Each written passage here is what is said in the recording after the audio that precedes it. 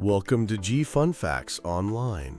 Today we're diving into a threat that sounds like science fiction, but is a harsh reality for cybersecurity experts. Imagine a network so secure, it's completely cut off from the internet, an air-gapped fortress.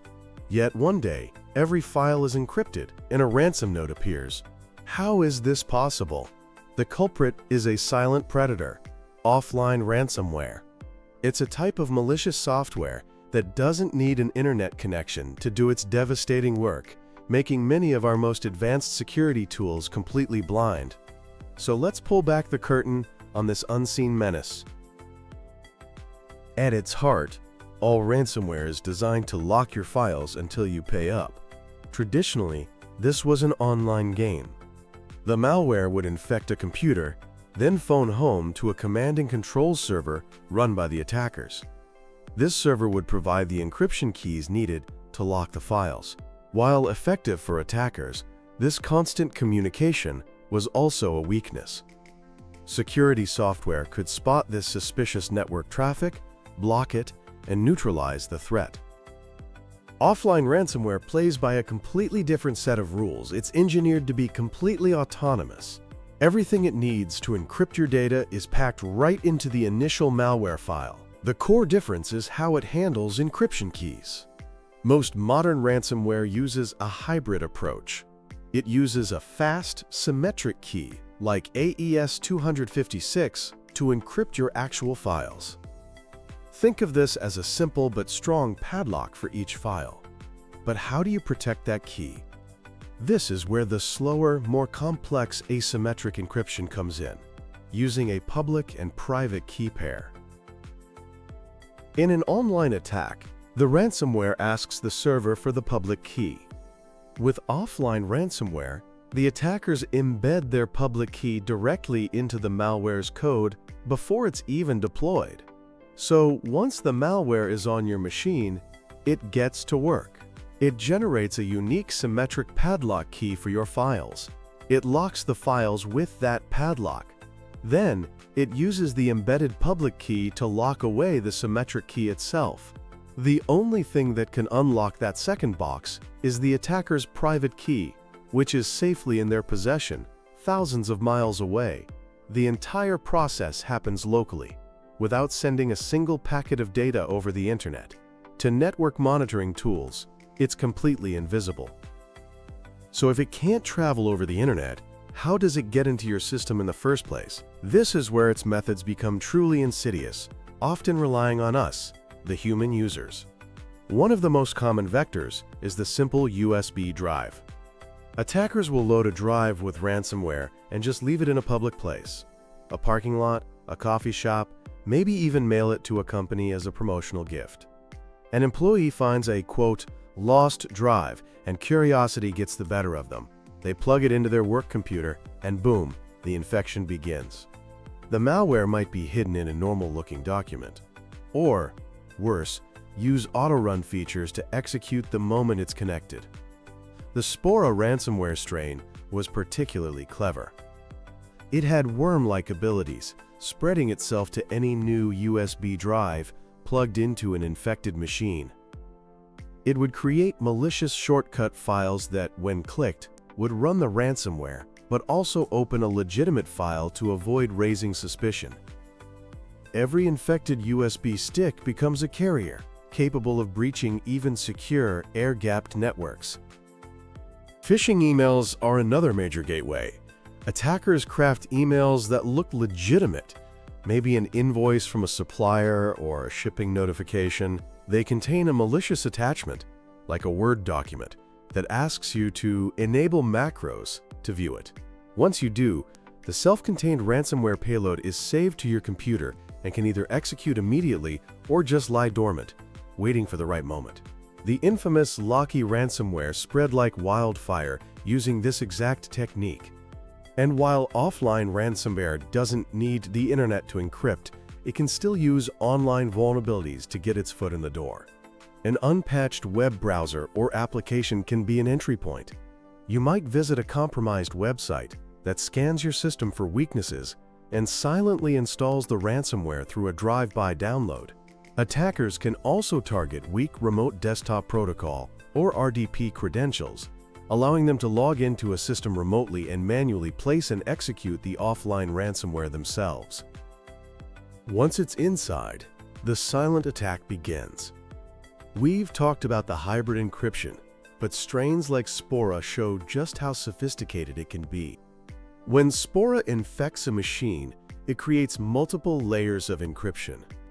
It generates a new RSA key pair for the victim's machine, encrypts that new private key with an AES key, and then encrypts that AES key with the attacker's embedded public key.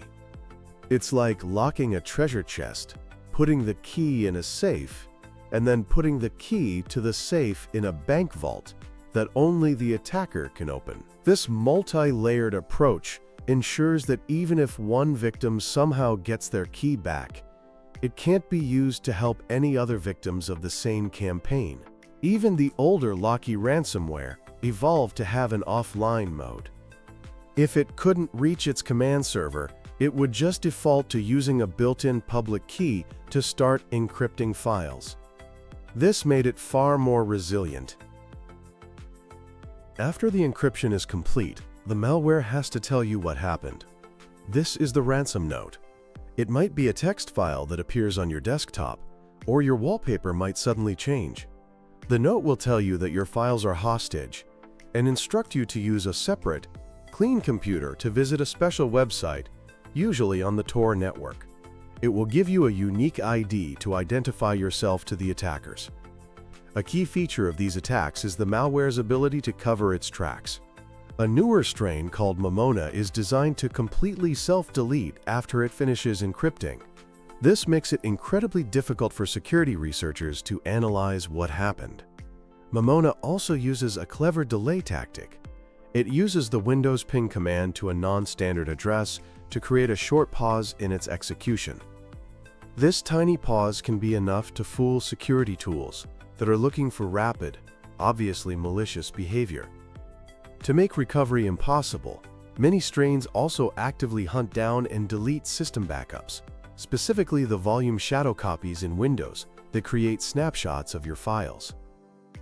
This brings us to a critical question. Why do our modern, expensive security solutions fail against these attacks? Traditional antivirus software is the first to fall. It mostly relies on a library of known malware signatures.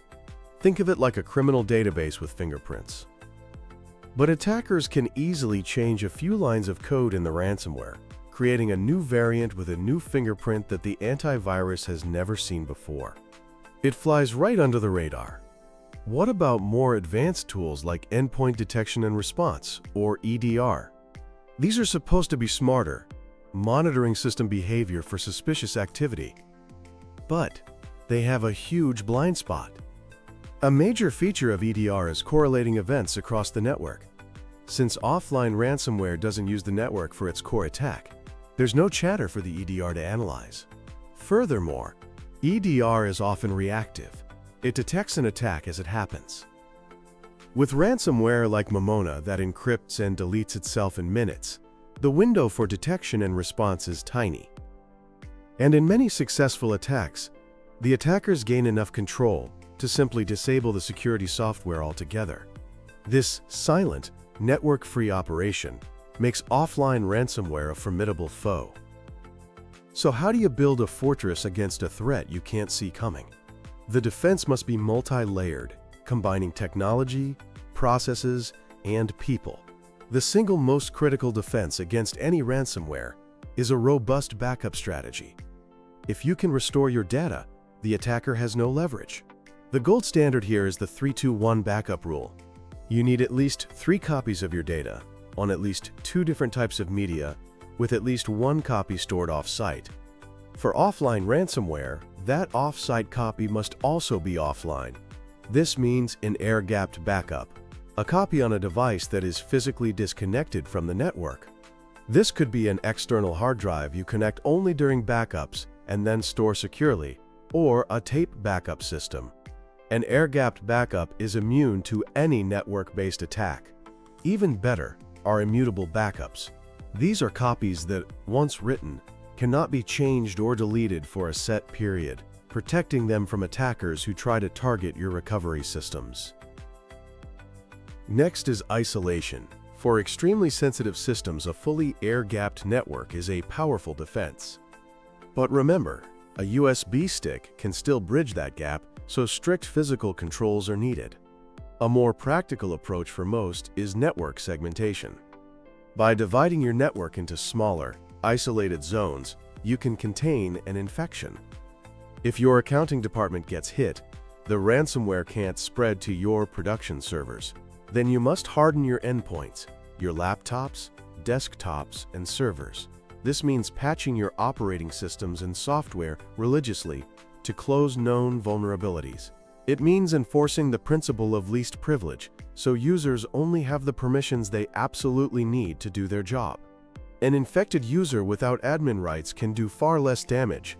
And critically, it means implementing strict controls on removable media, like USB drives, disable auto-run features, and use security tools that can scan any drive the moment it's plugged in. But technology alone is not enough. Since social engineering is a primary attack vector, your employees are your first line of defense. This isn't about a once-a-year training video. It requires ongoing education to teach everyone how to spot phishing emails, the dangers of clicking strange links, and a strict policy that any found USB drive should be turned over to IT, not plugged into a computer. Finally, you need a battle plan. An incident response plan, or IRP, is a documented, well-rehearsed procedure for what to do when an attack happens.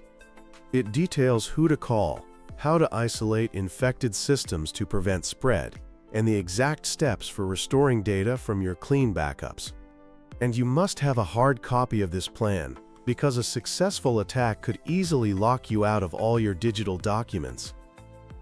The threat of offline ransomware is not going away. We can expect it to become even more sophisticated, perhaps using AI to be more evasive, and increasingly targeting critical infrastructure like power grids and factories, many of which use isolated systems. Defense against this invisible threat isn't about finding one silver bullet. It's about building a resilient, layered strategy. It's about robust backups, hardened systems, educated users, and a solid response plan. In the fight against a threat that operates in the shadows, our greatest assets are the vigilance we practice and the preparedness we cultivate. Thanks for tuning in to G Fun Facts Online.